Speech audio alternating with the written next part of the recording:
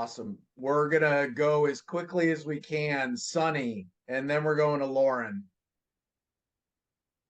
All right. Thank you so much. So, my question is really around the college experience for kids nowadays, right? Years ago, it was every kid should go to college, make sure you do whatever you can to prepare, and that's what you have to do.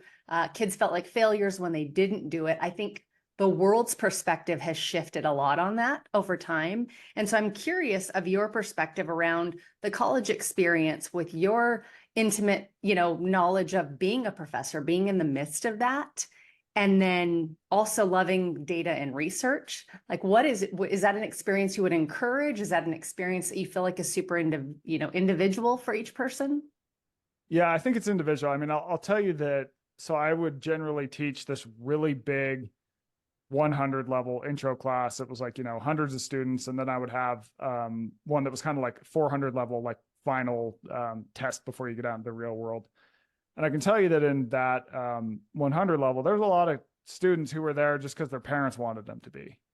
They didn't want to be there. They didn't know why they were there. They had no idea what they wanted to major in or anything like that. And so I do think for students like that, even taking a year off to travel, to do whatever interesting thing before you figure out what you want to do can be useful. Because in that time, you'll probably figure out what your passions are. That'll save the parents a lot of money if they're paying, save the students a lot of money if they're taking out loans. But I do think that we're kind of at this place too where people are saying, oh, college is useless. And it's like, well, no, not really, because it's not just the academic material you're learning in college. You're learning how to get your shit together. Like, you have someone like me going, why the hell didn't you turn that in? They go, oh, well, I had work. He goes, okay, well, do you work like 100 hours a week? Well, no, I work 40. It's like, okay, well, what'd you do with your time? You go, well, let me see your phone. Let's look at your screen time. You have 8 hours on your phone every single day, dude. It seems like you have enough time to do your homework. And just having someone like, oh, okay, I guess you're right. Right. So that doesn't always happen if you don't go to college. And also interacting with other people, getting involved in student organizations. There's all these ancillary reasons why I think college can be a good path. I'm not saying it's a good path for everyone, but this idea that it's like useless now is a useless idea.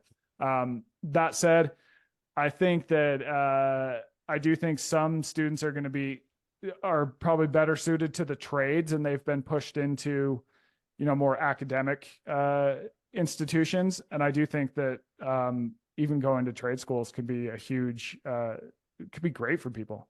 I'm friends with Mike Rowe, and this is like his big thing. It's like we have all these students that would be great in the trades and make incredible livings, and we've just like totally overlooked that. Mm-hmm. Awesome. Thank you. Yeah.